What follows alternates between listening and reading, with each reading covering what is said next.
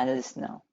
Mr. Abhishek Mahna, who has done his MBA from Goizueta Business School, Emory University, and is an engineer from Guru Gobind Singh Indraprasth University.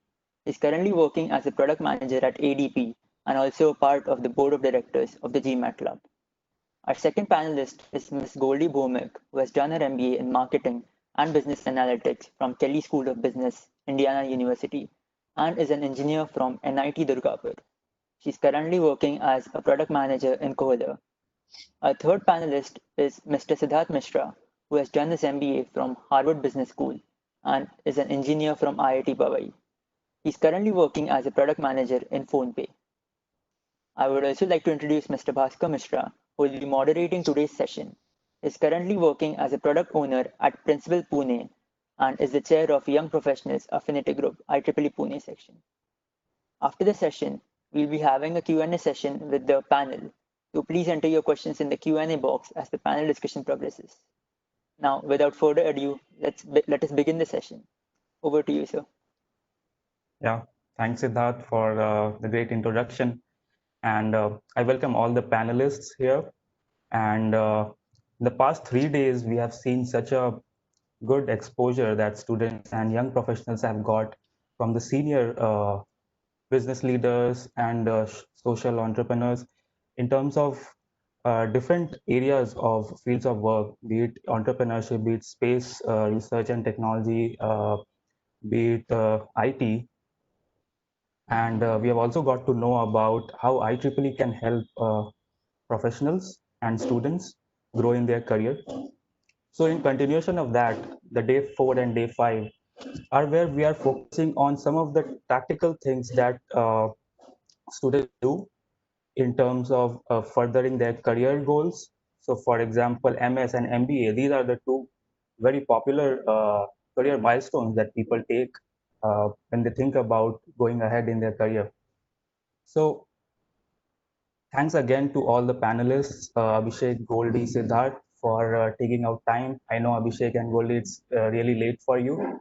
So hopefully there will be some enthusiastic response from our participants who will share their questions with us. And Siddharth, it's your Saturday. I know you have taken out time from your family time. Thanks a lot for that. So starting off with a very basic things about all the three panelists. So what is your pre-MBA background and what you are doing currently and why you chose to do MBA? So starting off with Goldie, we want to share what exactly you do right now after MBA, because our audiences would be very interested to know that what people do really after MBA.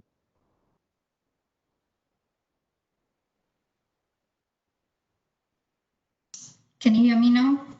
Yep. Okay, great. So hi, good morning everyone in India, and good evening, Abhi, those who are in US. Yep. So yeah, I am a product manager right now of IoT and digital transformation, working for a KOHLER Power Group. So as you know, so I'm sort of leading the strategies for connected devices across our 5 global businesses. So yeah, that's what I do right now. And if, you know, so I did my MBA from Kelley School of Business, Indiana University, and double majoring in marketing and business analytics. And what was your pre-MBA experience?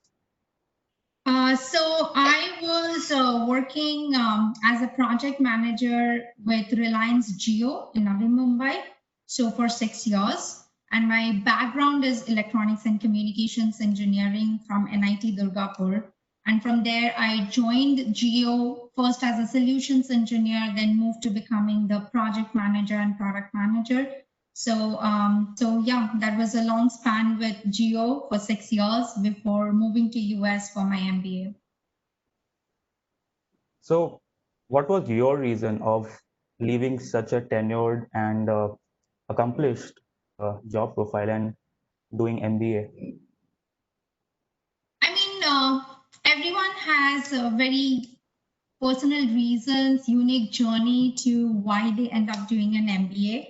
For me, honestly, I was really enjoying the aggressive journey of Geo. As you know, when it launched in 2016, it was a big dhamaka and everything. So I enjoyed my roles as an engineer, as a project manager.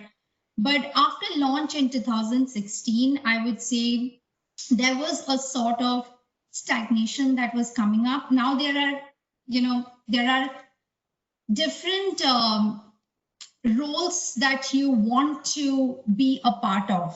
Like you have been a project manager and you learn things on the job, but all my peers in my PMO role, so all my 7 project managers that were there, my peers, they were all MBAs or they came from very big telecom companies, maybe Vodafone. So they had certain ways of doing things, and that really I felt was something maybe I could get out of this MBA experience. So I felt the need when I switched to project management from engineering role, and I learned everything on the job, but there was so much more to learn and I wanted to get a global exposure.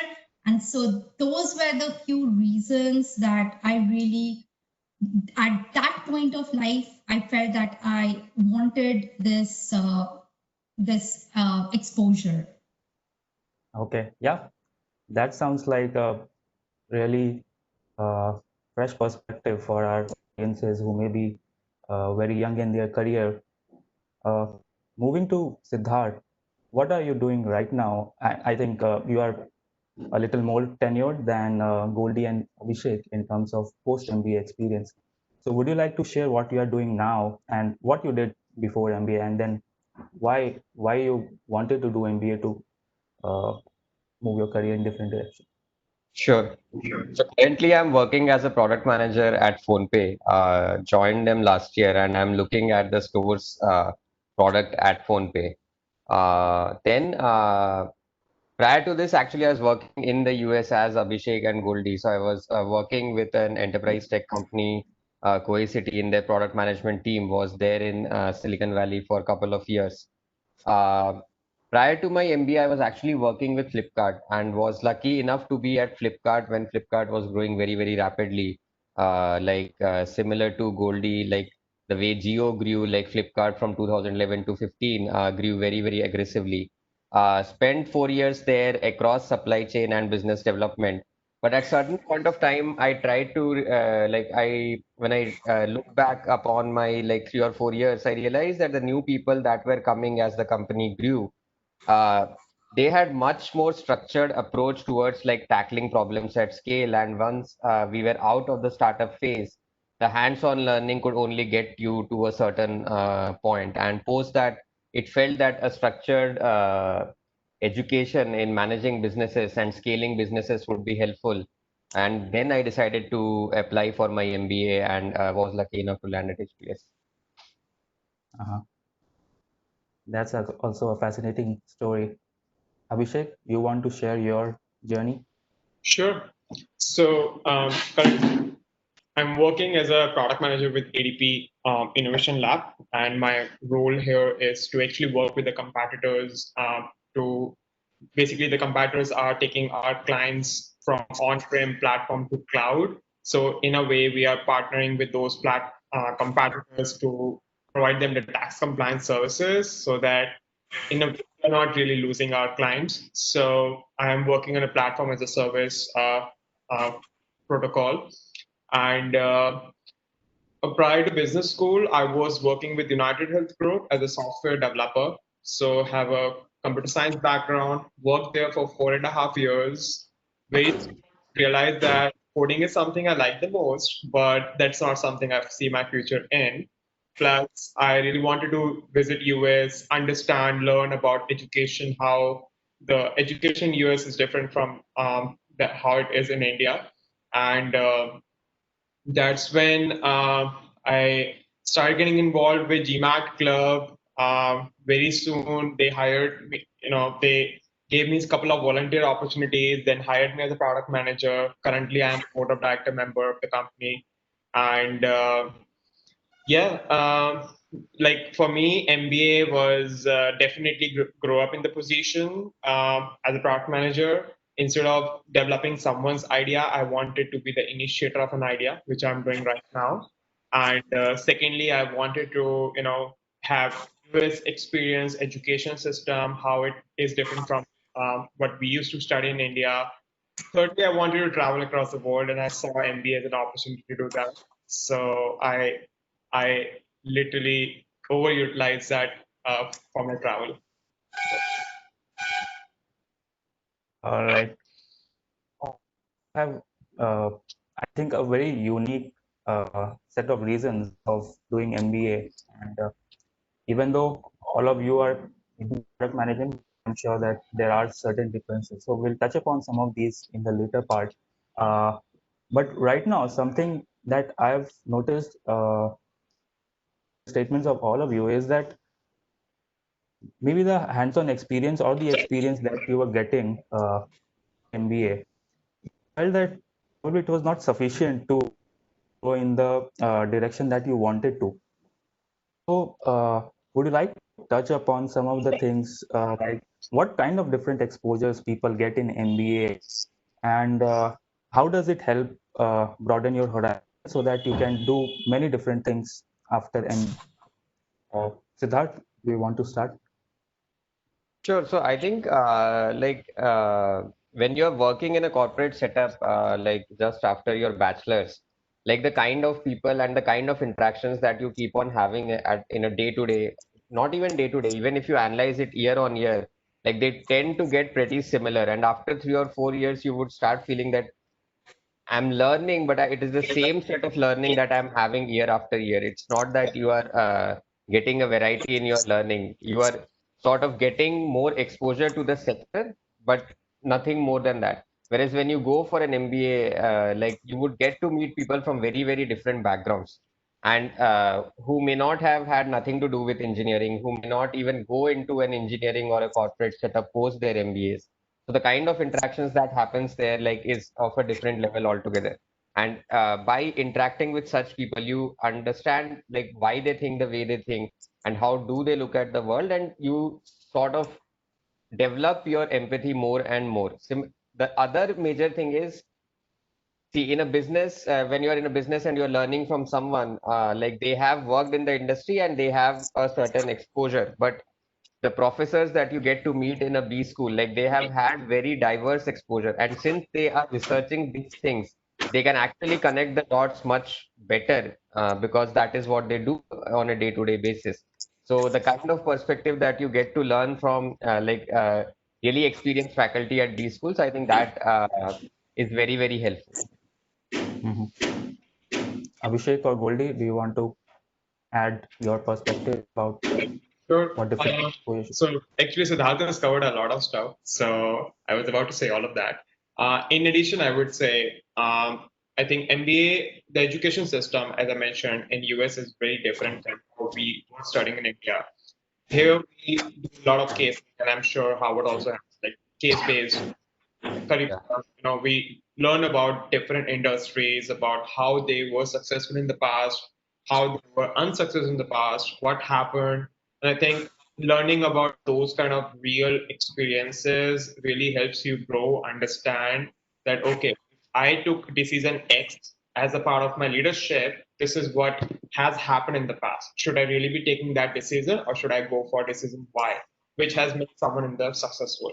Obviously, there are no hard and fast rules here, but at least we get exposure to so many of these cases. Like I don't even remember how many, like 500 cases I've studied over the 2 years or more. 500 is less number, but it's a good, very good exposure. And yes, you get like if you're in the same field, like I'm an engineer, I'm a software developer, my mind will always think into that direction. But I was involved with the team members who were from psychology, who were from history majors, English majors. The way they used to think was very different from how I was thinking, which kind of, helped me understand that, okay, how to be empathetic as a leader, because you will be working with very diverse group of people, and if you think that everyone thinks the same way, that's not going to work. So I think MBA really helped bring in that kind of empathy in me. So I will leave some point for Goldie. Yeah, I mean, you would have covered, and as you know, so all schools sort of have all these cases that Abhishek was talking about, and these are written by professors from Harvard, from Stanford, from MIT. So here you learn from each other, like you learn from your peers, you learn from the students in your class. So here the professors in US are sort of like, they give the case to you and you should be able to read it at home, and you come to class to discuss it, and that's how you start thinking about how you would have handled the case had it been your company, right? So you discuss those things and your peers will agree to it, your peers will even disagree to it, or however it is. So it's a setting where you really feel you are in that company setting, and it's your decision to make, and you evolve over 2 years going through all these real-time cases that happened in the past. So I felt that was a very key learning in these 2 years, and also I had background in a particular type, like marketing, product launch, and stuff. So yes, as Abhishek said, people from even my group had people working in investment banking, and they came for an MBA to really get that business acumen in maybe trying to have knowledge in marketing and accounting and operations as well. So you need all these diverse knowledge to really lead a business. So I felt that learning from peers was a big experience for me in that setting.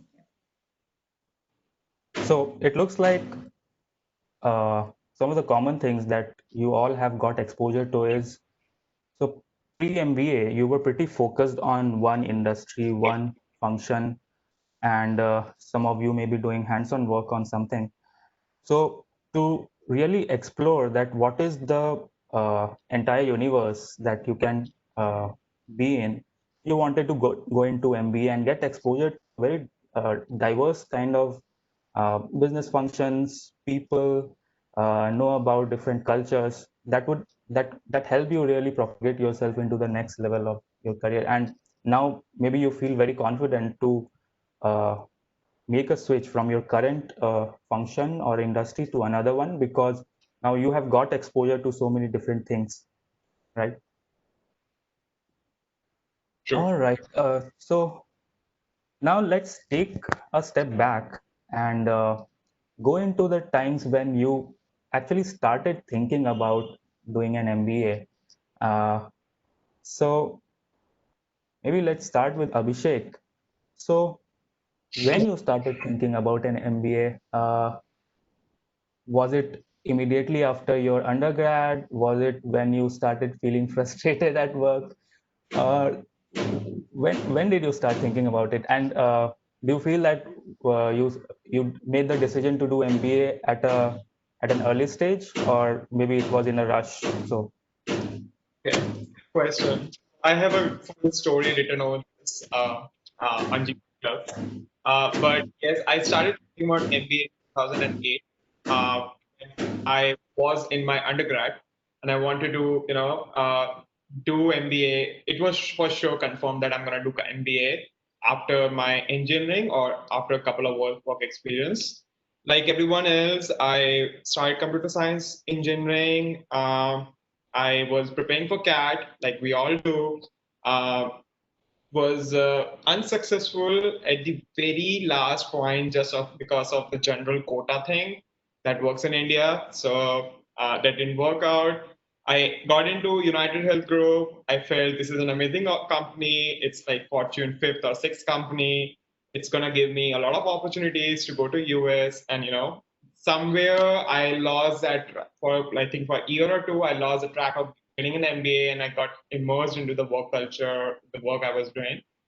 But after 2 years, 2.5 years, I think it was in 2015, yeah, mid 2015, that's when I was like, no, man, this is not what I see myself 5 years down the line. I really want to grow and be at the leadership position, take decisions rather than just work for develop code. Someone gives me a ticket or, ask me to develop something. And I mean, that's kind of, becoming boring to me. So that's when I came across Gmat Club and I started exploring what needs to be done.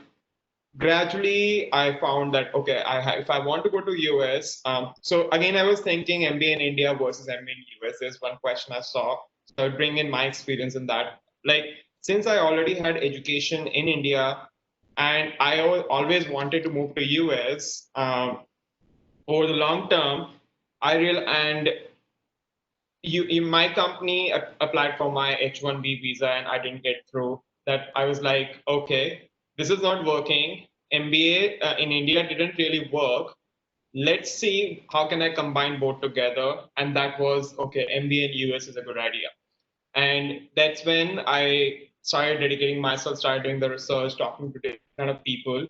And that's when I realized that, okay, I need some more experience to get into a US business school because I'm an Indian male engineer, which is kind of typical profile.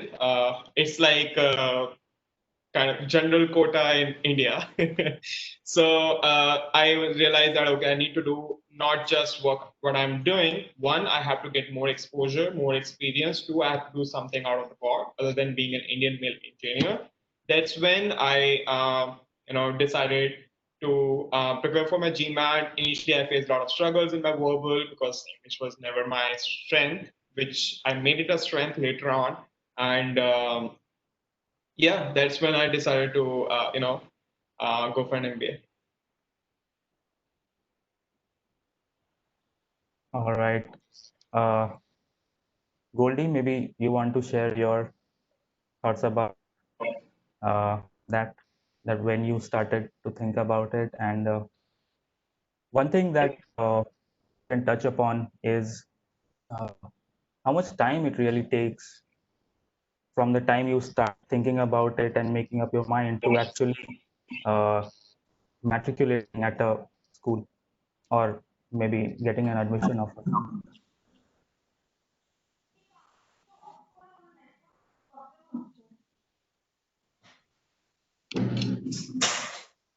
Goldie, can you I think hear she me? has a net issue. Yeah.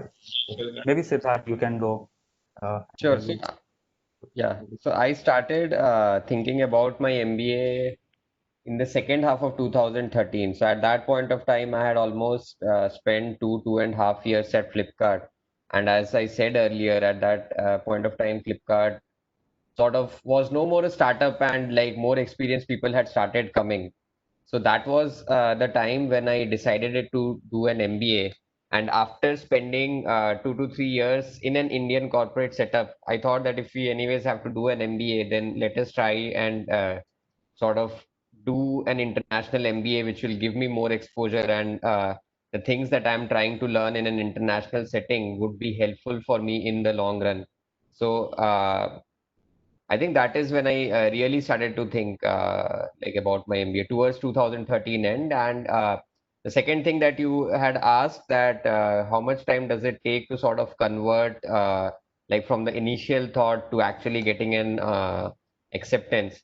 So I believe I started my GMAT prep in January 2014, January, February 2014 and gave my GMAT in May and then got the acceptance that year in the first round, so in December. Okay. So something like a year of time frame. Oh, sure, That is. for sure.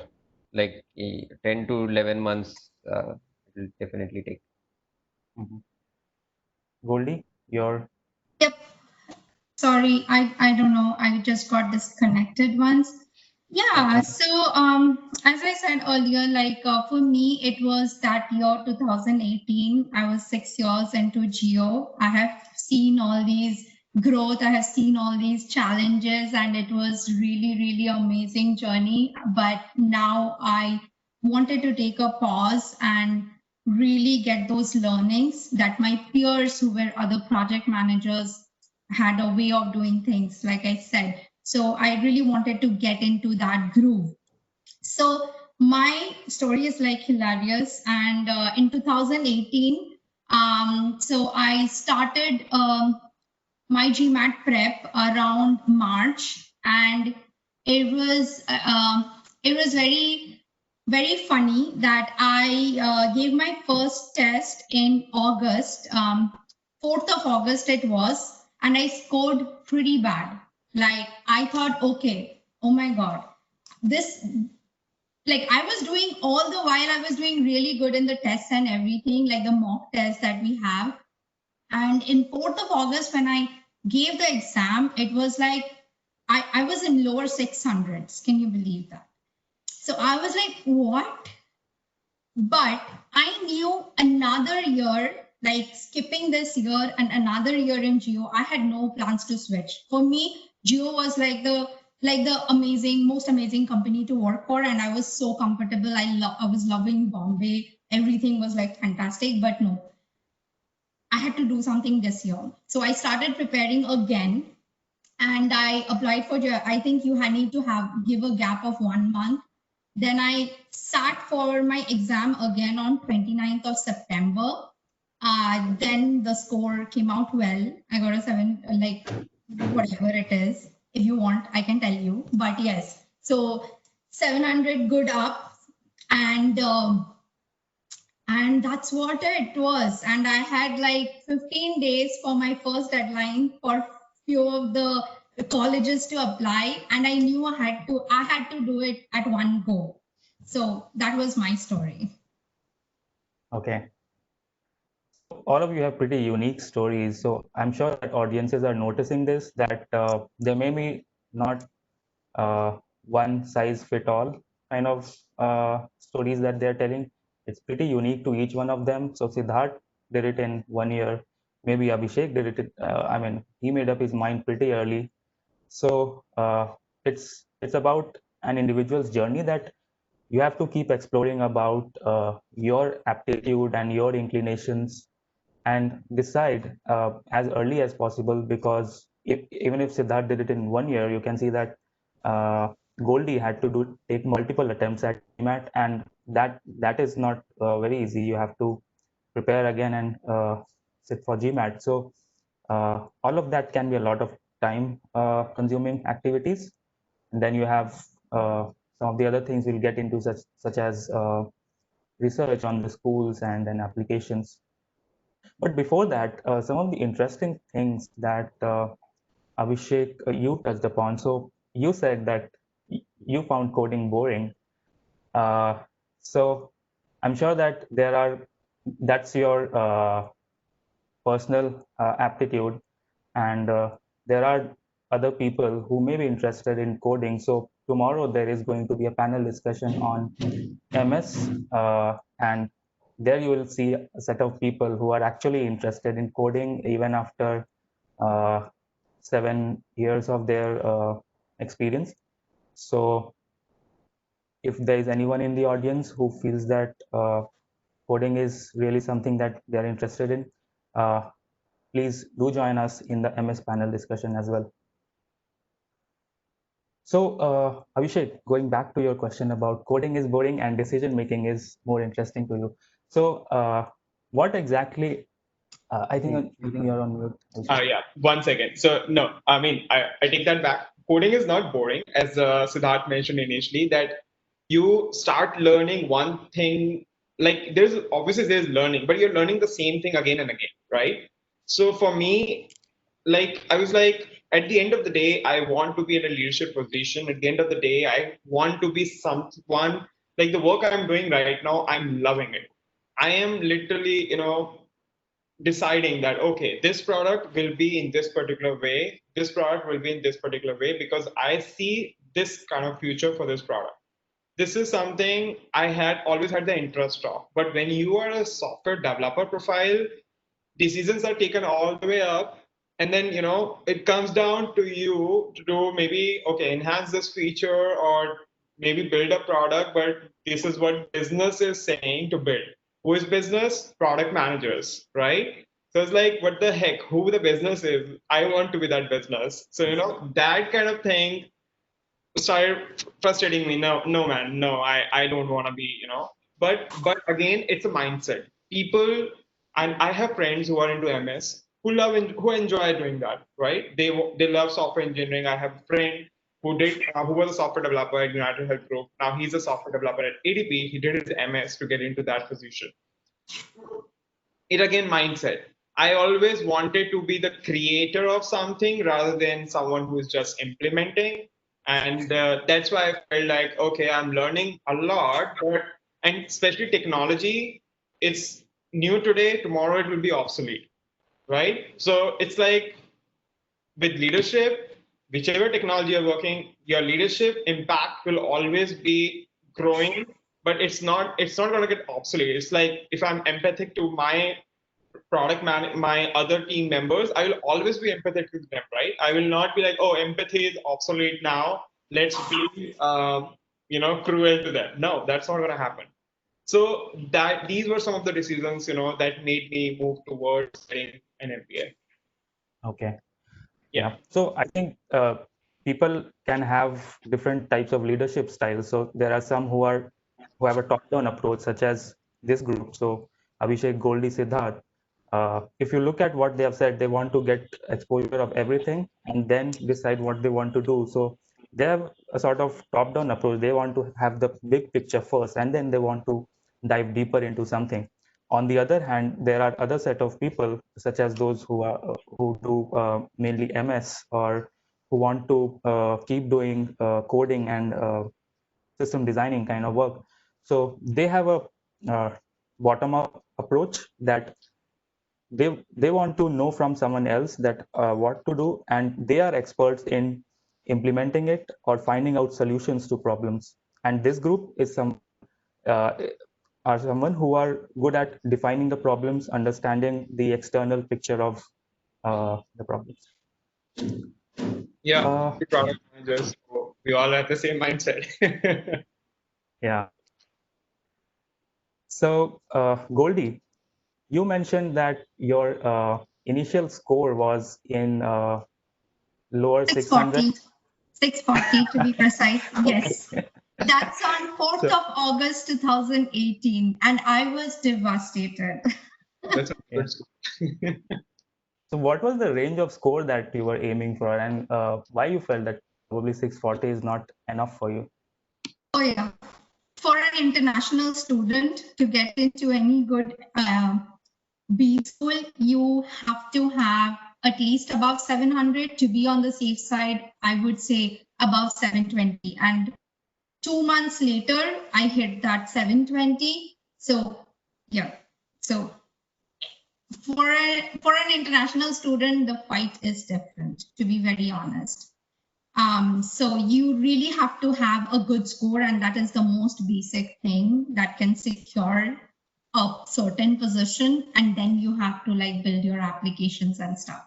But yes, there has to be a benchmark of 720, 730 that you should be getting.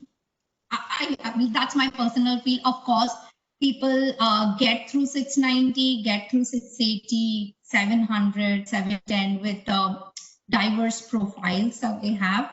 But it's a bit rare, I would say. Okay. I don't know if Abhishek and Siddharth agree with me.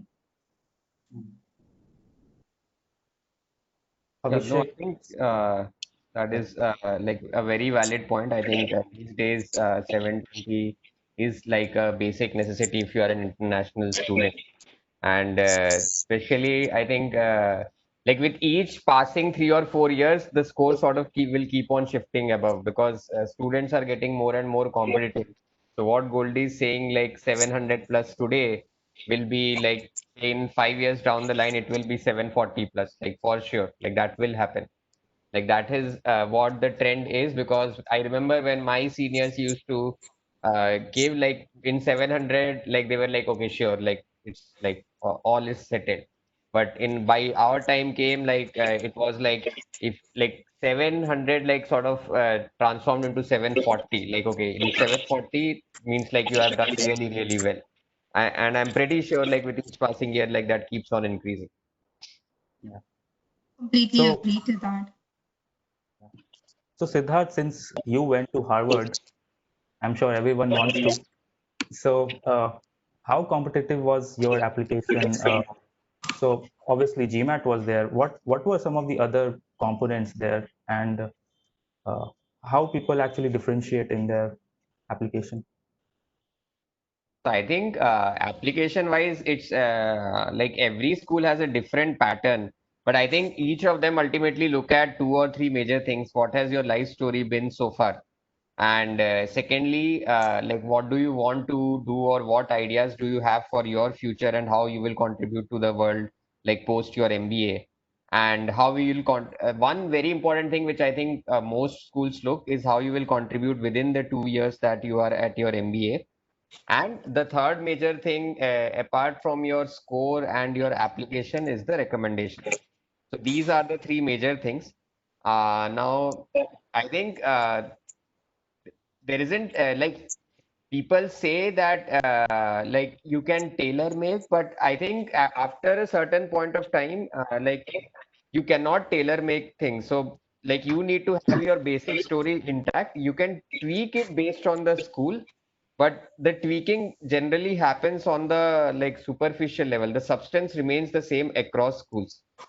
So like ensuring that you give adequate amount of time to think about your life till that point of time, writing a comprehensive like essay about your life story so that you can accordingly start picking pieces in your essays, and then ensuring that you have the right recommenders. And with right recommenders, I don't mean that recommenders who are like very high profile in your company, but people who have worked with you who can write stuff which is actually coherent with your life story. Like if you pick someone who doesn't know you very well, but maybe say a VP or something, and he writes something, but it doesn't match with your essay, like then it wouldn't help you.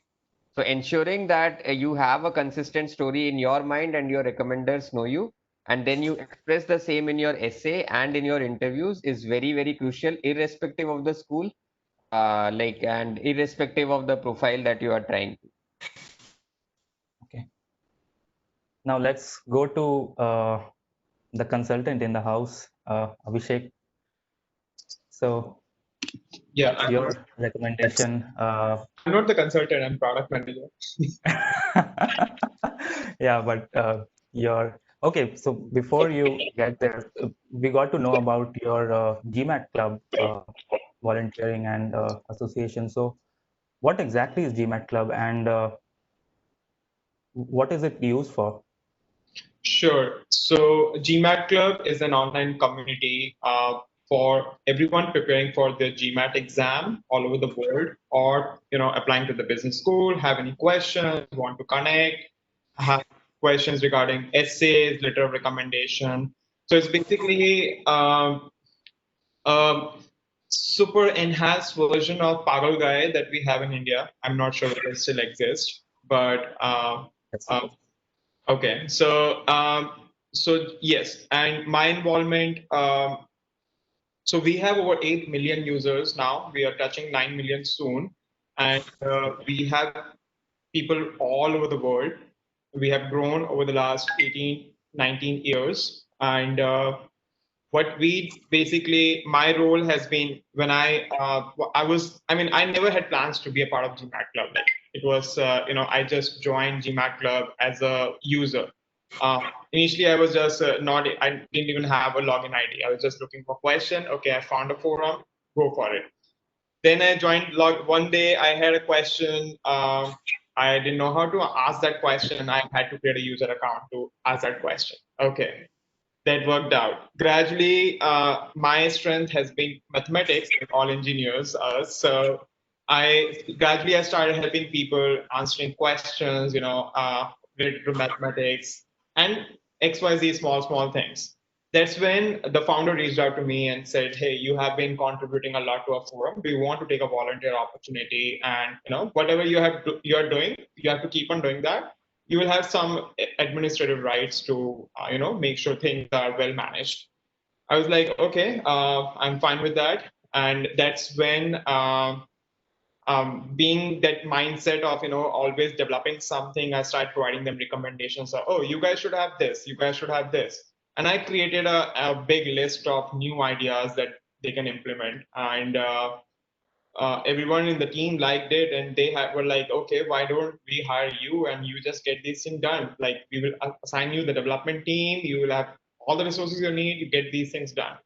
That's when I got involved with Gmat Club. And yeah, since then I have already made a couple of projects live. There are 4 new projects coming up over the next 1 year or so. And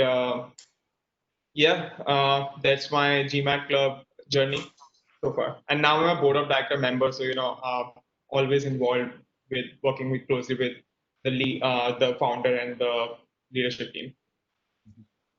So from your experience of GMAT Club, I'm sure you would have got to know about the admission process of so many schools. Do you want to share some insights about what do you feel is the most important factor in someone's profile? So there are so many components that talk about your test score, your essays, recommendation. So are these all equally evaluated? What's your experience? What matters the most?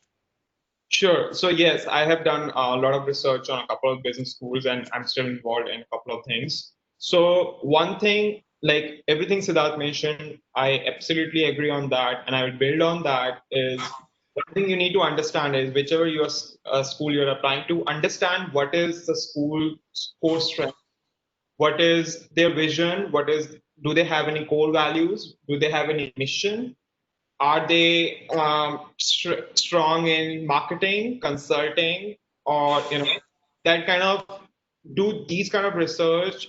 Because if you're applying to, let's say, Emory's strength is consulting. Technology is growing at Emory, but if you come and say, you know what, I want to do an MBA because I want to lead the world of psychology. No, come on. Even if your story is amazing in the world, even if it's like by Einstein, you are not going to get into Emory, right? Emory has, for example, 7 core values. If you are not nowhere, I'm not saying explicitly say I have this core value, I have that. No, your essays, your resume, your past experiences, your stories, your LORs, everything should talk about how you are the perfect fit as per the vision, the core values, the mission of the business school, whichever school you're applying to. So I learned a lot of these things over the last 2 years, to be honest, than I was when I was applying. Because a lot of research I have done, met so many admission committees and stuff. So that is the most important component. So there is GMAT for an Indian male engineer. GMAT is going to be the first hurdle. Trust me. School will say no, but that is the truth, right? If you're done with GMAT, if you have cleared that, the next thing is important is basically, I would say everything is important. Your resumes and your essays, your LORs. These 3 things are very important because that will get you an interview invite. And once you get an interview invite, then everything is considered as a whole to make a final decision about your admission, your scholarship, and all of that stuff. So I would say GMAT is the most important thing to get an interview invite. Because if you have a low GMAT, they will not even read your application. I actually talked to one of the admission directors and I asked her, if you're receiving 1,000 applications for Indian male engineers, do you really read those 1,000 applications? They were like, are you crazy? Why would we read 1,000? The best way for us is, since this is the major demographic area, let's rule those out who are above certain criteria and just read the ones, which are really perfect fit for us. So, does that answer the question? Yes, completely. And thanks, all the 3 of you, for sharing your thoughts about what makes or breaks one's application. And so it's very clear that the competition is much higher for Indians. And even in Indians, if you are from an engineering background and I'm sure that most of our audiences are. So the journey is going to be a little difficult for you just because there are so many good qualified applicants who are getting great scores, who have a lot of good exposure to multinational companies and really good startups. So that makes the Indian applicant pool pretty competitive. And I think that's true for China as well. So China and India, they are the most competitive applicant pools. And if you're applying to a US program, or for that matter, even a European program, you would get to see more competition uh, from within your application pool rather than compared across the application pools. So moving to further in our journey, so how did you research about the schools? What was your criteria in deciding where to go? So all of you went to US, and definitely you can talk about it. But if you can also talk about an international perspective and then come to within US, so maybe you can try to say that why you chose US MBA over Indian, European, or even Canadian MBA. And within US, how did you decide that okay, these could be 5 schools or 6 schools where uh, I should apply? Siddharth, you want to start? Sure. So as I alluded to earlier, since I decided to do my MBA, after gaining certain experience, I felt international MBA would be the right thing to do at that point of time. So that leaves you with the United States, Canada, and Europe primarily. There is like a couple of good schools in Singapore, but predominantly these two or three are the major countries. Now, if you look at ultimately, like MBA is not your end goal in life, right? Ultimately, you want to like do something like either in product management. For some people, it may be consulting. For some people, it may be investment banking. US is the largest economy in the world and has been at the forefront of innovation, both in terms of business models as well as like product-led innovations. Like since the time I have been alive, like that is the country that has been leading on these fronts, and even before that, right? So US is a very natural preference over Canada and Europe. Canada's economy is like a factor of the United States. The Europe business scenario isn't sort of as active or as hot as it is in the US. So US sort of becomes a very natural choice. Now, within the US, since I was applying in the first round, my idea was simple, like to look at good schools. I didn't have much contacts in the US, so I predominantly researched everything online.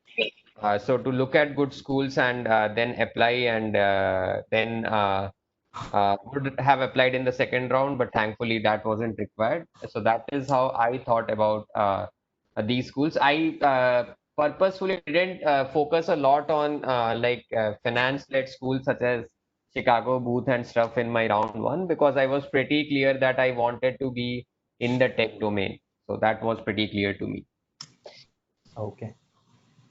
Thanks, Siddharth. And Goldie, do you want to share how you shortlisted schools at, at the national level? So how did you choose the location, the country, and then within country, within US, how you decided to apply to Kelley or some of the other schools? Sure. So, for me, the thing was I wanted to get a global exposure, and I felt that ISB in India, to some extent, was a sort of a global. You get a global exposure, so that was in my list as well, along with some of the schools. I wouldn't say some of the schools because, as you know, I gave my Gmat on 29th of September, and that is like pretty late, and I wanted to get done that year. So how Kelley came up is I had a colleague in Geo who went to Kelley like 2 years before I joined, like in 2016. And she had mentioned like, so it was sort of a connection that I saw. It was a great marketing school, and that was where I wanted to major in. And so for me, Kelley was one of the schools that I wanted to apply. Other thing was, so as you know, ISB is another thing that brings all the visiting professors from US, like from Harvard and Stanford, and they have all visiting professors in their 1-year MBA. So that was my second school, and I really opted out Europe for various reasons, because one thing, they do have good MBA schools like INSEAD and stuff like that, and I think those INSEAD is one of the top schools.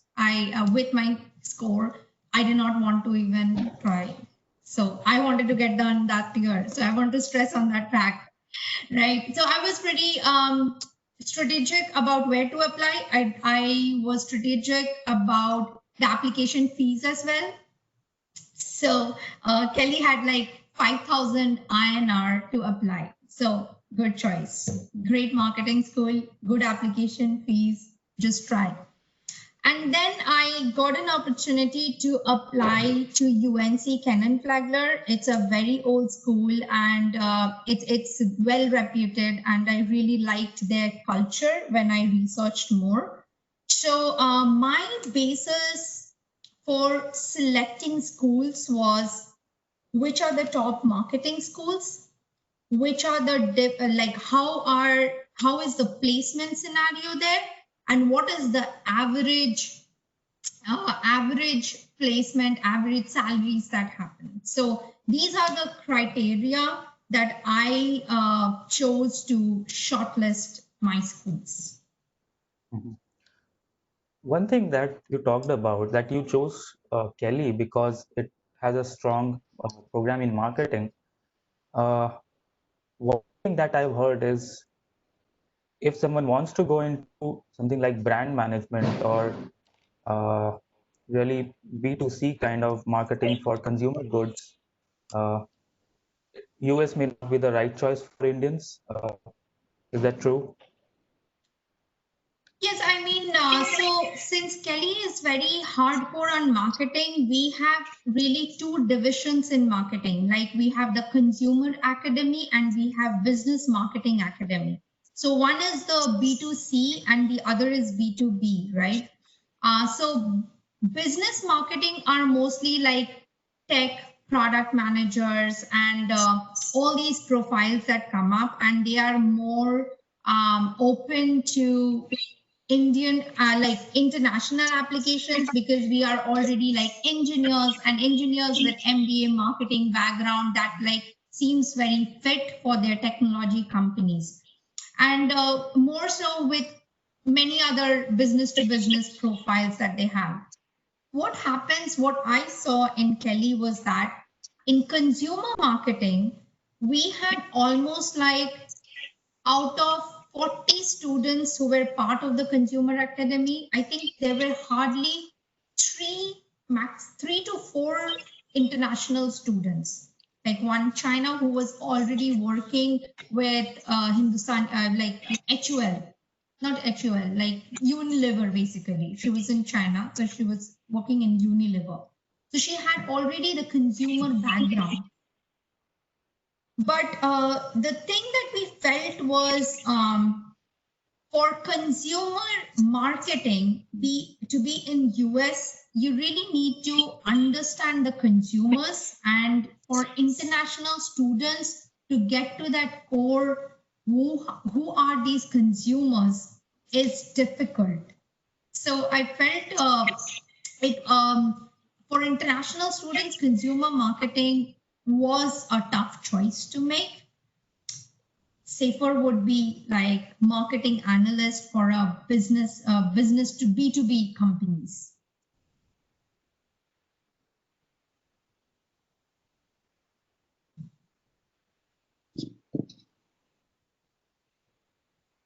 Hello? Yep. Can Yeah, you you, are audible. did that answer your question? Yep. I think there's something. I mean, my network is doing bad right now. So definitely. So one thing that maybe that's a takeaway from here, that if someone is deeply interested in marketing consumer goods, and if that person is an Indian, then probably an Indian MBA would be a better choice as compared to an MBA outside, because immediately after graduation, that person may not be able to get a marketing role in the US unless that marketing role is in tech. Is in consumer. So here I would bring up one thing, like my friends from IIMs and stuff, they, even though like so in IIMs you get a PGDM, right? So so after PGDM, most of them join Procter and Gamble and Lakme and all these profiles. And for marketing, it's very easy for them to switch between P&G to maybe a business company, a technology company, Google, and back to HUL and stuff like that. But in US, I felt there is a bifurcation in things. Like when you are in B2B companies, you really get that experience in business to business, which is very, it functions in a very different way from consumer goods companies like that. Okay. One more career path that I can think of for which probably an Indian MBA may make more sense is if someone wants to get into entrepreneurship immediately after MBA, probably that person will be able to build a network for entrepreneurship much better if she or he is in India rather than moving to the US and then thinking about starting up immediately in India. Abhishek or Siddharth, do you have any views on that? I think if you have to start up, just start up. Yeah. Like just start up. Like don't even get into an MBA. Like being very honest. Even if you do an MBA in India, you have a financial burden. I don't know any of my friends who didn't have a financial burden, even if they went to ISB or IIM or any Indian business school for that matter. If you have an idea or if you think you want to start up and you will start up in 2 years down the line, if you have those 2 years, spend it working somewhere, getting your savings up. Don't go and get a degree if you have to immediately start up. The positive side of MBA isn't so short term that if you have a short term entrepreneurial idea, you need to do an MBA. The positive side or the goodness that you will get out of an MBA is over a 20-25 year period. So if you have to start up, just start up. If you don't know to code, learn to code. If you don't know how to design, learn to design. If you if you know those things, then think of ideas that you can work upon. Maybe take a couple of months break and just don't do anything and explore things. Don't need to go and get a degree, any degree for that matter. Yeah, Abhishek, feel free to add onto it. Yeah, I think I agree, but at the same time, I would say sometimes if we are leaning towards one direction so much that we don't really realize other XYZ components which MBA gives you exposure to. For example, if I'm a developer, if I'm thinking to start my own business, am I really thinking just from the developer's perspective, or should I be aware of operational aspect of it, uh, marketing aspect, the finance aspect, there are strategy. Am I well prepared for those kind of things? And I think MBA gives you that kind of mentality exposure. For example, I can talk about my recent experience. Like I started my new job 2 months ago versus I was doing 2 years back. I never thought of the things which I'm now thinking of. Okay, if we are doing this, what about this? And I'm literally working with 12 different teams, all of different areas, just trying to learn from everyone. So I think that is possible now just because I have an MBA, and that MBA gave me the basic terminologies that I need to know to be successful as an entrepreneur or as a businessman.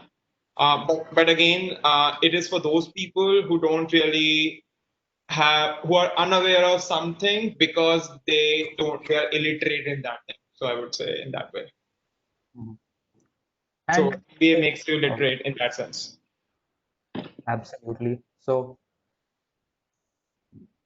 there are some people who may try to learn things on their own and they will succeed. On the other hand, there would be some people who may want to go to an MBA and take that exposure, but obviously that comes at a cost, Yeah. and there may be a huge loan that they may have to take.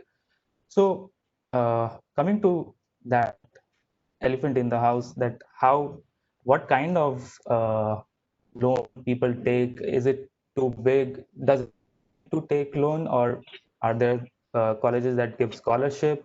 And if people take loan, they really are they able to pay off loan in a span of time that makes taking such a huge loan sense? Okay. Want to start? Abhishek? Yeah, yeah, Yeah. you can. Yeah.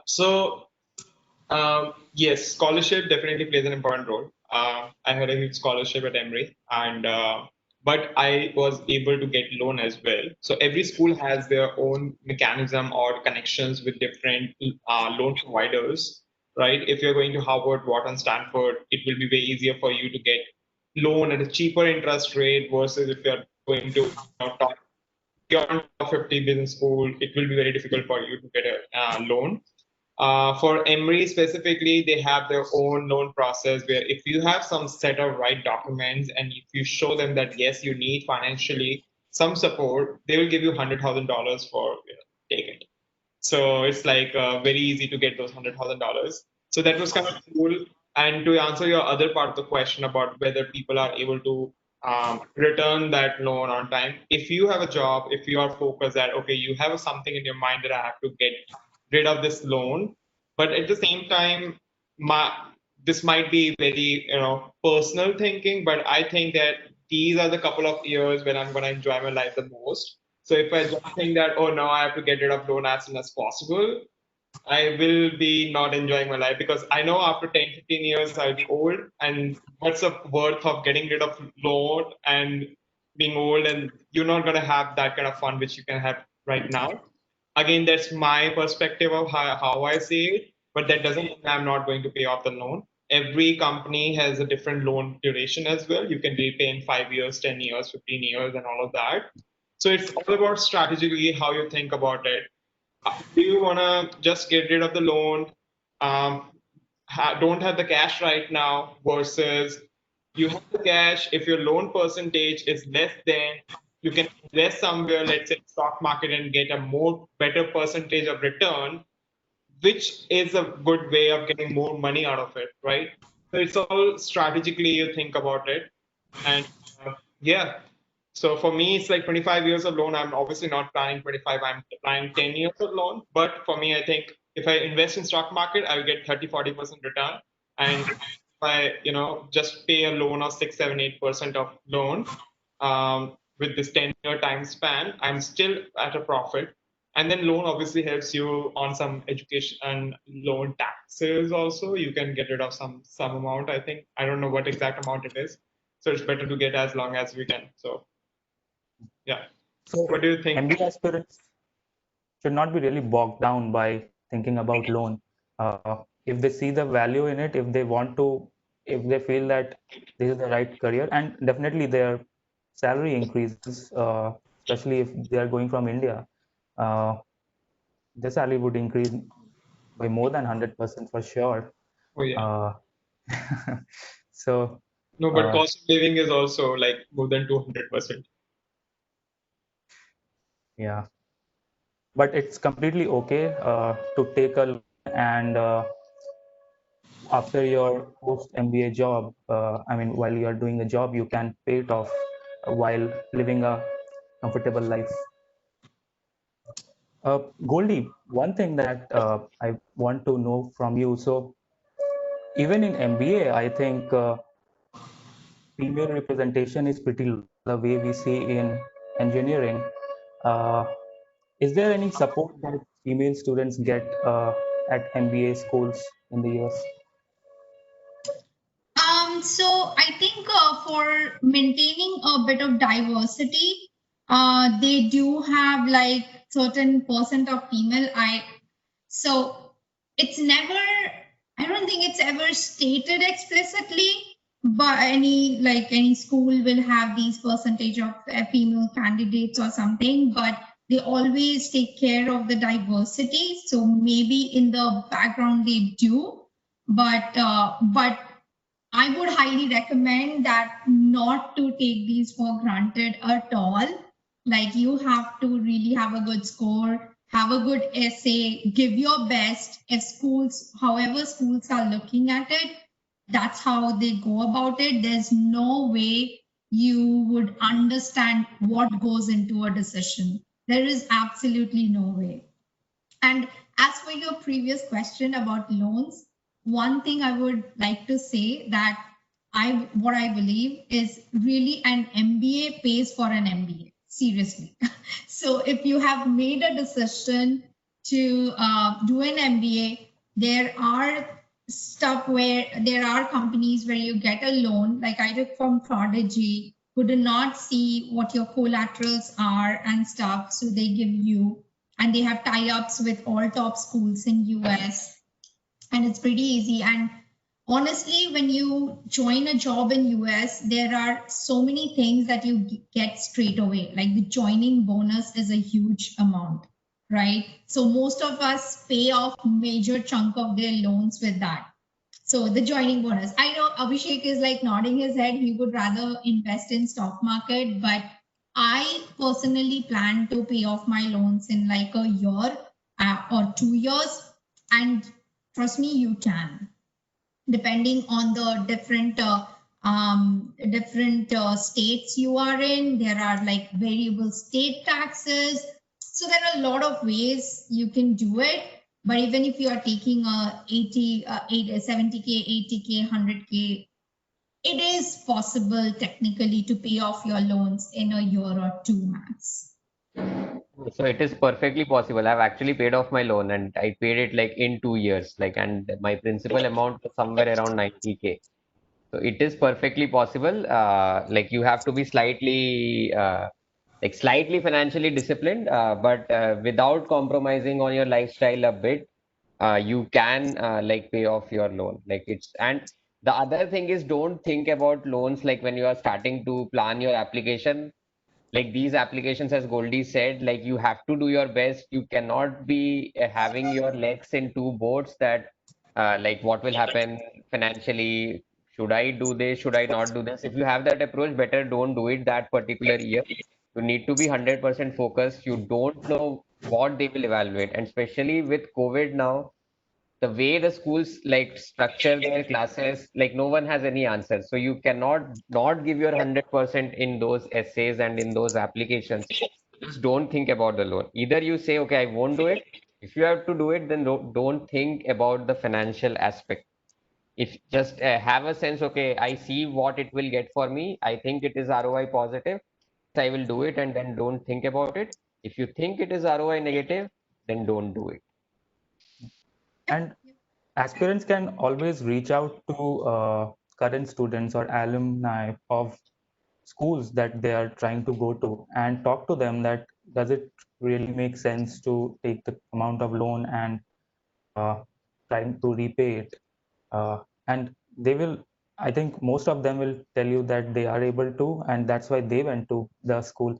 So to just do that double check about your decision, you can always reach out to the alumni of the schools and talk to them. Goldie, one thing that all of us would be really interested to know is to get that ROI, to get that job immediately after MBA, what are some of the things that need to be thought of? So in India, in colleges, there is a placement cell, there is a placement committee that brings in so many companies and tries to ensure that everyone gets placed. Is that how placements work in the US? I mean, so as I said, the major factor is your alumni base.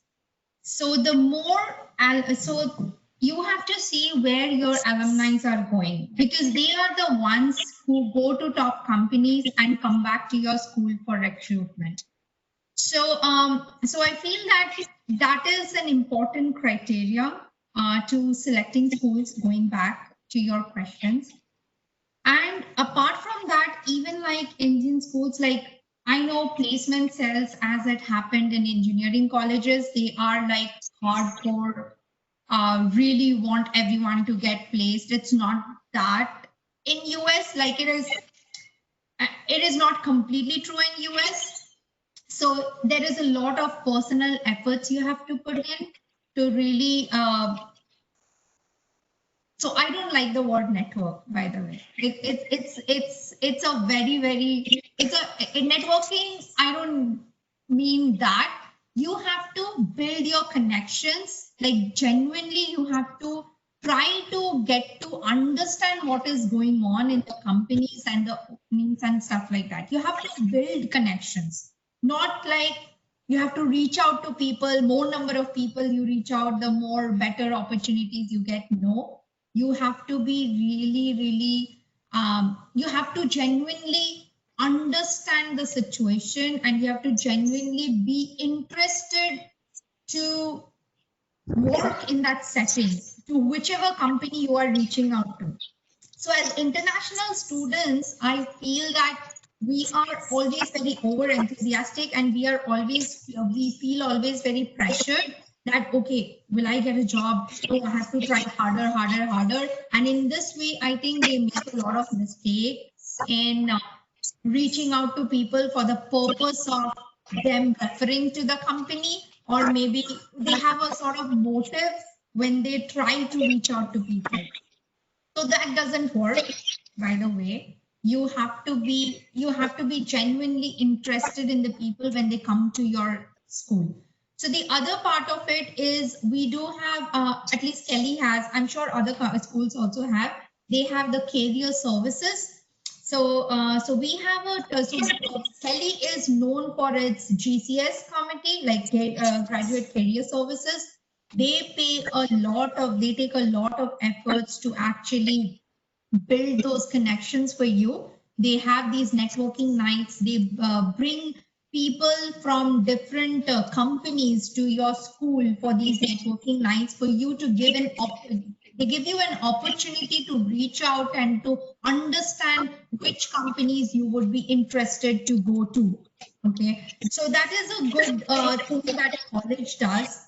And also they also have placed the various business development managers across the country, and those business development managers really work to bring companies in that are located in their regions to our school.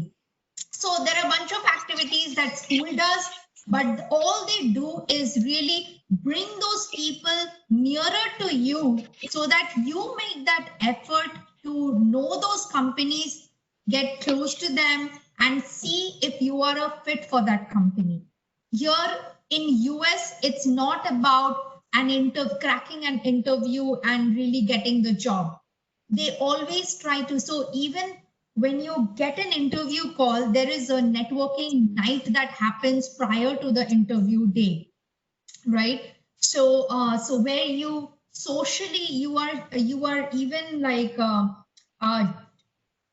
seen how you react socially, how you are comfortable talking to people, how you are genuinely interested in people. They see whether you are a fit in their culture, because they hire you for a long term, right? They don't expect you that you join and then leave and stuff. So they need to see how well you get accustomed in their culture and how well you can work with the other team members. So it's very important to be socially and professionally responsible in US, I would say. It's not just academics. It's not just applying to a company and like taking some interviews and landing up a job. It doesn't work like that in US. Abhishek or Siddharth, do you want to share your experience about how people get their dream roles in the US? Yeah, I think Goldie defined it very well. It's the career management centers or whichever the management center is in a specific school. They will show you the path, but you have to walk in that path. They will bring in the right resources. Alumni are amazing resources. You have to learn how to network with them. I think one thing I learned in US when I was lacking in India was networking. Like if I have to apply for a job, go to the company website, apply, done. No, that's not how it works in US. You literally have to reach out to the people, understand them. They have to see how you talk. You have to understand the work that they do, learn about the company, get an understanding of what you really want to do. Like when I came to Emory, one of the reasons I came to Emory was I wanted to try consulting as well, along with the technology. But after talking to many people, at one point I realized that do I really want to go away from technology? Is this the work these guys I talk to exciting to me? No. How I realized that by talking to those people, understanding about the work that they do, the culture and everything. So I think that realization will happen during your MBA while talking to different kind of people, while making a big network. And yes, and career management centers will always, show you the path. You have to walk by yourself. You will fall a couple of times. That's fine. Like as a kid, you fall a couple of times, and then at the end, you just start running. So that's how it works. So one last topic that I want to discuss before we get into Q&A is what are some of the different types of roles that people get after an MBA? Siddharth, since you have the most post-MBA experience, do you want to share some of those? Sure. So I think there are multiple fields that like people land in. Like since like I always was focused on tech, most of my friends are in product management. But there are people who land up in VC jobs. There are people who go and become consultants. People who go into the investment banking field and become investment bankers. People join PE firms. People join like product marketing roles as well as people join may not be very true for international people, but people also join traditional marketing roles. So there are a bunch of roles which people get into. Then people also join in companies such as Amazon and stuff. People join operations roles. People join program management roles. So a host of different roles people do end up getting into. Some people also go and work with the government, but predominantly in the US only I've seen. I haven't seen someone from outside going back to their home country and working with the government. People sometimes go back to their family businesses as well. So I think these are the various kinds of roles that people end up having. So it's like there could be more roles, and I may be just unaware. Like it is the scope is like the entire 360-degree scope is there. So it's like very, very difficult to say, okay, this wouldn't happen. Like it can happen. I actually know of one guy who went back and became an engineering manager post an MBA. So it's not that like uh, traditional corporate roles are the ones only people chase. Yeah. All right. And just so Siddharth used some of the acronyms like VC and PE. So VC stands for venture capitalists. And P P stands for stands for private private equity. equity. Yeah. Yeah. And these are certain roles that align to finance. So VC is very coveted role. So you may have heard about startups getting funded. So they are mostly funded by VCs and private equities. So when you may be knowing about stock market. So stock market is where companies are listed, and there from there you can purchase the stocks of those companies. Private equity is where startups who are not yet listed may want to give away their equity to some shareholders in a private setting. So that's why they are not listed on the stock exchange. Yeah. So VCs, as you said, like fund startups in their early days, and there an understanding of both finance and tech is crucial. Private equities, fund companies like have larger fund sizes. So they fund companies after they have achieved product market fit. So it is more of a finance centric role. Okay. All right. So I think we have a lot of questions here. Siddharth, our volunteer Siddharth. Uh, So yeah, thank you so much for the very informative session. And most of the questions are covered in the session itself. I'll Okay. just ask the ones that were not. Yeah, so and this is a very common one and especially relevant with today's scenario with the pandemic. So should you prioritize work experience before trying for an MBA? Would that help? Well, I can take that up. Like I can start and then Siddharth and Abhishek can say. It's not just because of pandemic. I feel that work experience is very important before you go into an MBA. At least MBA in US, the way the placements and the way the you land up in a job, it's really dependent how much of an experience you have gathered in your previous organization.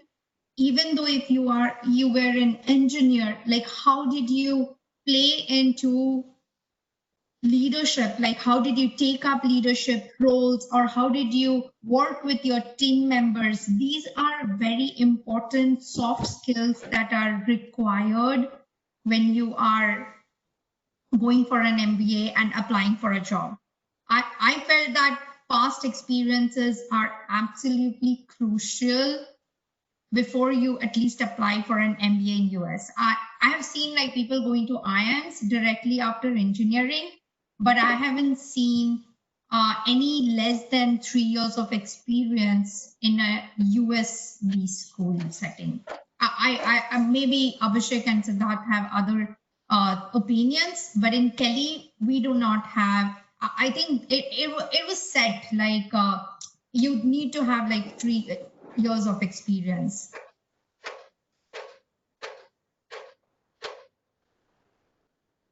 Yeah, I agree with Goldie. It doesn't make sense to do an MBA like without some prior work experience. At least you should realize why you need a MBA, right? Like otherwise, after 6 months in the MBA, you would feel last 4 years also I was in college. Now also I'm in college. What am I sort of doing? Right. Completely agree. Yeah, you have to feel why you have to do this MBA, because when you are in a job setting, you feel that gaps that are necessary to be fulfilled, and that is why you want to get a formal education in these aspects. So so that builds up your story as well, like why. So every school in their application phase, in their interview phase, they'll ask you like, what do you have to contribute? How are you a fit to our school? How will you contribute to our students in our school? So they always want a diverse experience that you bring along with you to the school, right? So it's important that you have some setness, some organizational experience before you really make that decision. I strongly recommend that. Yeah, and one more thing I want to add here. If someone in the audience is at a stage you are just thinking about it, or you are, maybe in your undergrad, or you just started a new job, I would say if you're serious about getting an MBA, start building up your profile. Just don't do the regular office work, but rather get involved in a lot of volunteer opportunities, social work, because all of this, trust me, schools value social work a lot. If you don't have any kind of volunteer work, or any kind of non-profit organization kind of experience, some leadership experience, you are just a normal candidate. And it's very hard to basically for you also to show them that, I am not the one who was just doing that code and stuff. No, I was the one also involved in XYZ things. Why? Because all of that is aligned to my future goals. So that's how you build up your story. So if you're in a early stage of life right now, just start working on it.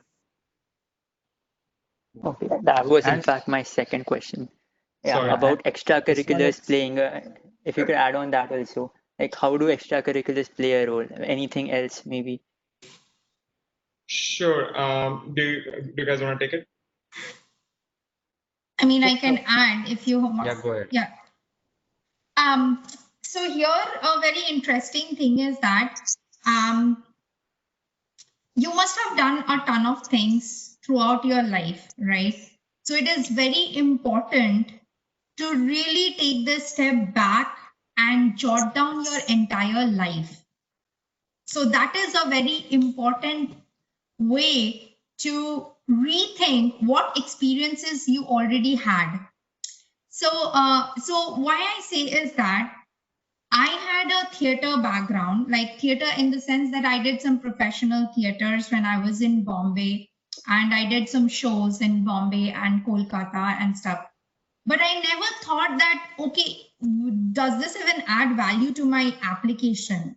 I don't know how theaters could have added, but unknowingly it does add a lot of value. Like even to your personal upbringing, the way you interact with your audience, the way you grow up like performing on stage, and that is how your communication skills build up. So there are a lot of learnings in each of the activities you take up.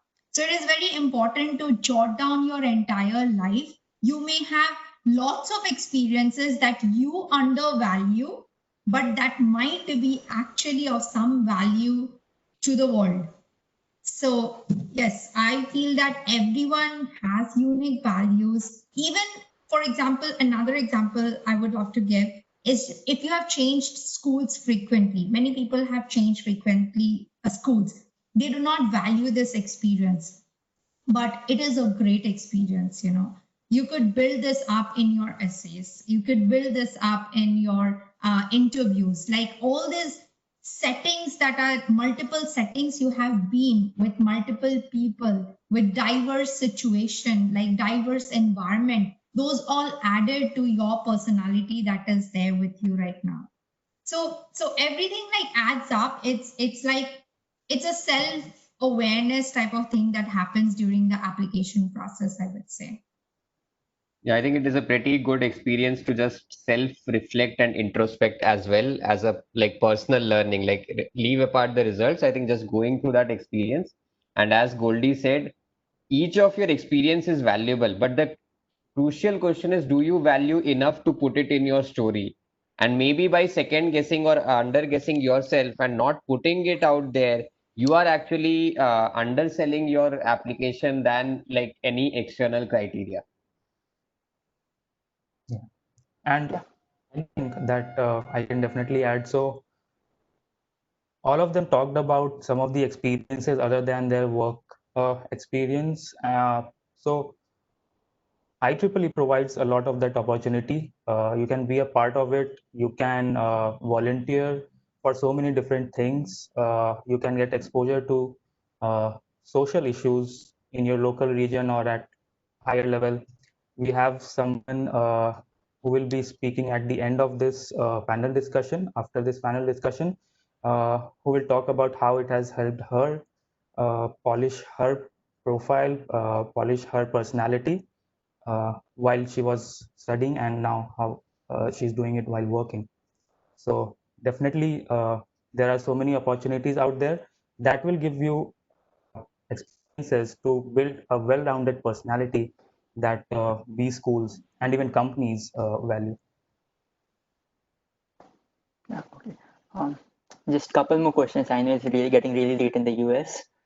So could you also tell us about your experience in the first few months of US? Like how different was the culture there, and if there was any cultural shock, how did you cope up with it? I can take that actually. So for me, I had never been outside India, and it took me a month to get adjusted to this new culture. Everything was shocking. Like literally, the first stop was at Florida, and first thing I bought was a water bottle. Half-liter water bottle was $3, 210 rupees. It was like I didn't even leave a single drop of water because it was so precious. So that was the first cultural shock I had. And then the lifestyle of people, the way people talk, the way people study, even within the team network, within an MBA, you have people from different parts of the world. You have Americans, their study style is very different. If they're telling you something, they are, just flat away, they will tell you. You'll find different kind of people which you won't see in India. So for me, it was like, what the heck just happened? I have never been in this kind of environment scenario. The weather, I came from that hot days of Delhi, super hot days. So I think yes, but gradually as you get accustomed to it, like you understand that, okay, why you are here, what is the basic thing that brought you here. And then once you start learning about different people, different culture, you get very, very, very accustomed to it. And then it's fun now. Yep, I think most important is like don't convert dollars to rupees and don't lose the opportunity to really have fun, because the initial days that you get, if you are if you so what all international students try to be frugal at first, and then they understand, okay, this will lead us nowhere, and you will miss all the fun part. And social thing, being social is like a thing in US, and that is how you interact, and that is how you grow your connections, and that is how you actually understand the cultural diversity in US. If you're not a part of it, then you miss out so many things. Yep.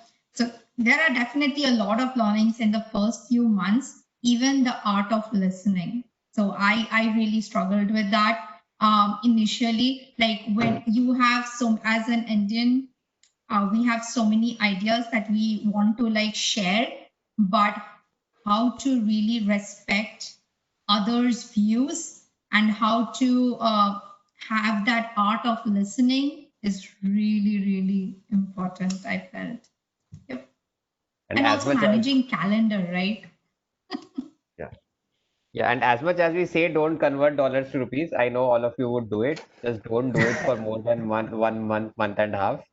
I think that is the only thing that you need to be very mindful of. And trust me, once you go back to India, like I went to India in December this past 2019, and I was literally converting everything to dollar. I was like, oh, 500 rupees, what, like $6, $7? Come on, this is nothing. And when I came to US, initially I missed so many parties just because it was like you have to pay $20 for something, and it's like 1,400 rupees. That's like hell amount of money. But Yeah. trust me, ROI is a lot. You have to make sure that you are not coming for an MBA to get a job. This I have been telling my juniors, first years, don't come to US to just get a job. Come to US to enjoy. You are taking a break from your professional life to enjoy the life.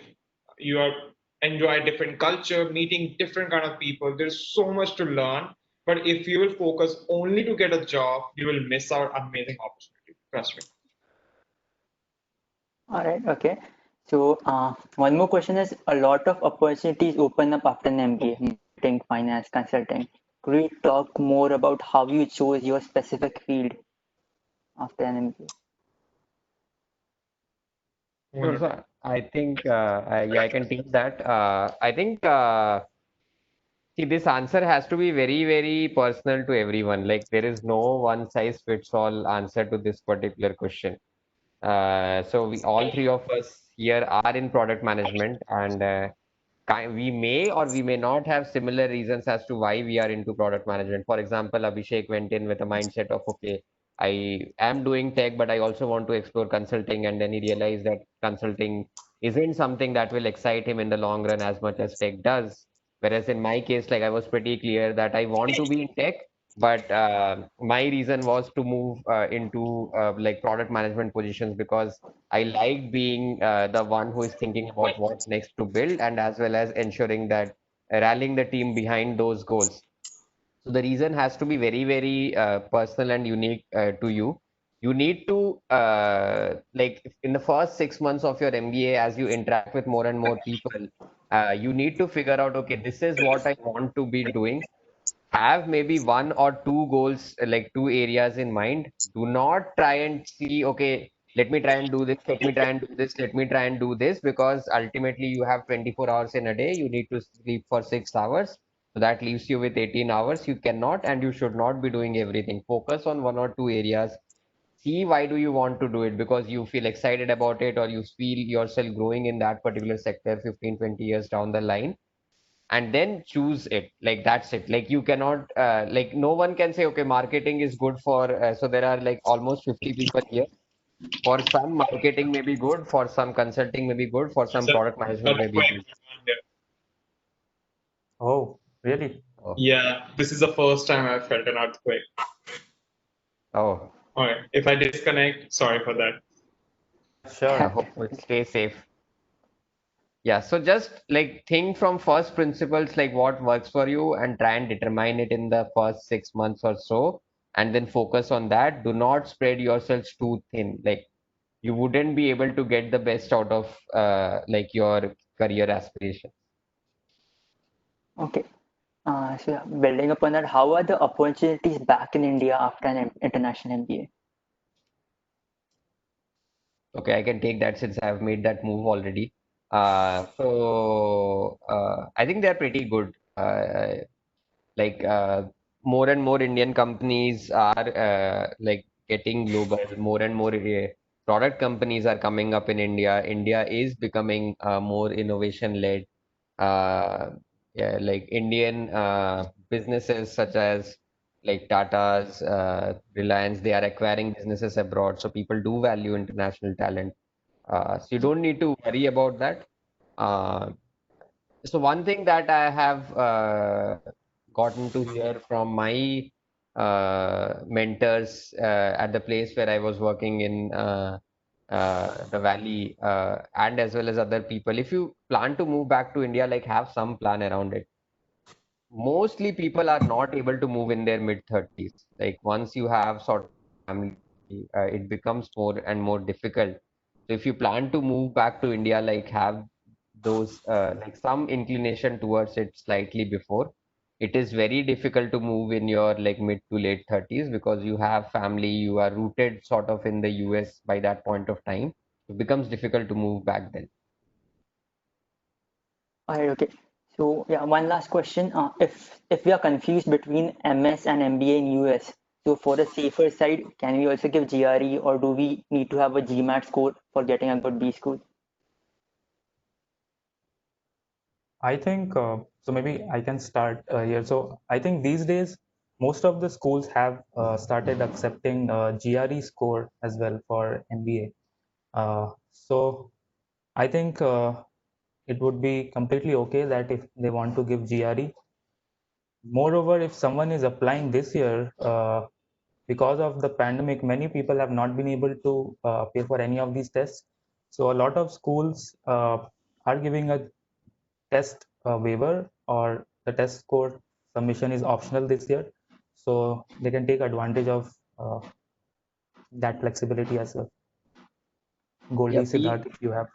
Yeah, just be slightly careful whether you want to take advantage of that or not.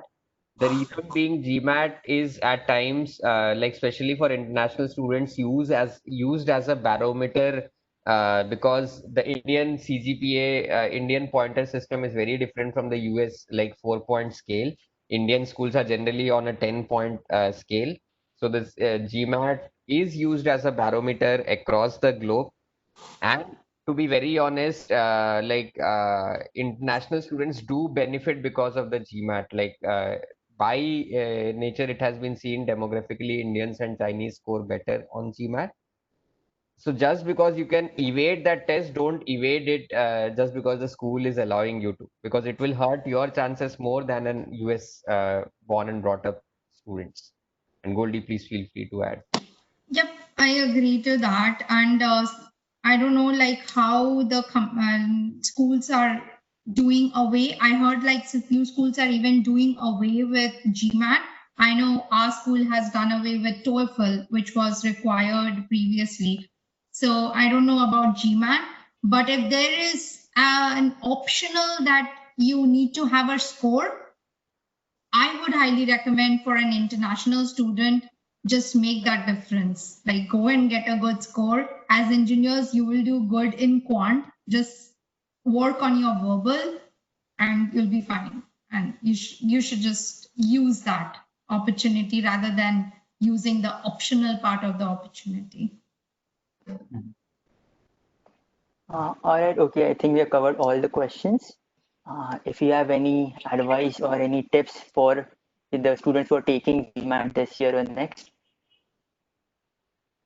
Sure, I can take that one. Advice for GMAT, I would say, first understand, do you really want to do an MBA? Because if you don't really have a strong goal, it's just wastage of time, right? But if you are serious about your career, look like, where do you want to see yourself 5 years down the line? I would say start with that. Do you want to keep on working on what you have been doing, or just grow in the same field, or do you really want to have impactful work? Same field work would be impactful as well, but again, it depends on your perspective. Where do you want to see 5 years down the line, and then from there decide, okay, if this is my plan, 3 or 4 years, 5 years down the line, how I'm gonna move forward. So if I want to prepare for GMAT, start digging into it. If you're an engineer, your mathematics is strong, your verbal is weak, start learning about why you are answering something right or wrong. I always follow identifying a wrong answer. Like, I was actually, one of my students told me that GMAT is all about identifying a wrong answer. It's kind of true, because if you're doing 400 questions and if you know 400 reasons for those 100 questions, that why those 400 options were incorrect, you will be improving a lot versus just looking for a right answer and marking it, right? Because your goal should be not to get a right answer, but to understand why the answer is wrong, because that will be your learning phase. You will understand what kind of questions are really tested on the exam. Work on that, make a plan, make a strategy. Okay, right now I want to, for 1 month, I want to grab all the basic things. Next month I will be keep making a study plan, doing 30 questions, 10 questions, 20 questions, depending on your schedule, on a regular basis. Okay, the next month I'll be giving a lot of mocks. We'll start with one mock, and then practice, see where I stand, and go with that approach. Instead of just doing open-ended, like, okay, I'll study 30 minutes or 3 hours daily, I will go through the GMAT. No, don't do that. Make a plan and then execute it. And yeah, that's about, I don't know much about GRE. I haven't really prepared for it, but I am assuming it's the same approach for that as well. Understand why something is wrong and just make a plan and execute it rather than just going open-ended. So that's for GMAT.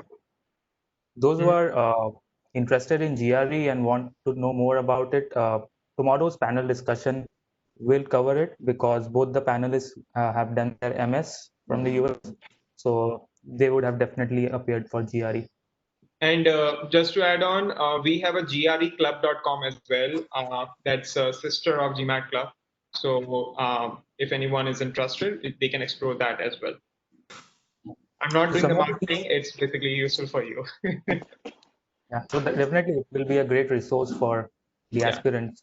And we can, after this session, we can share an email with all the participants, sharing the LinkedIn profiles of the panelists and additional links. So Abhishek, you mentioned about GRE Club, Goldie and Siddharth. If you have certain resources that you want to share, maybe we can circulate those through with the participants. Definitely, yeah. Okay, so on behalf of IEEE Pune section and the entire Congress team, I would like to thank all the panelists and Bhaskar sir for communicating their thoughts and guiding all of us here today. It was indeed a pleasure listening to the session today.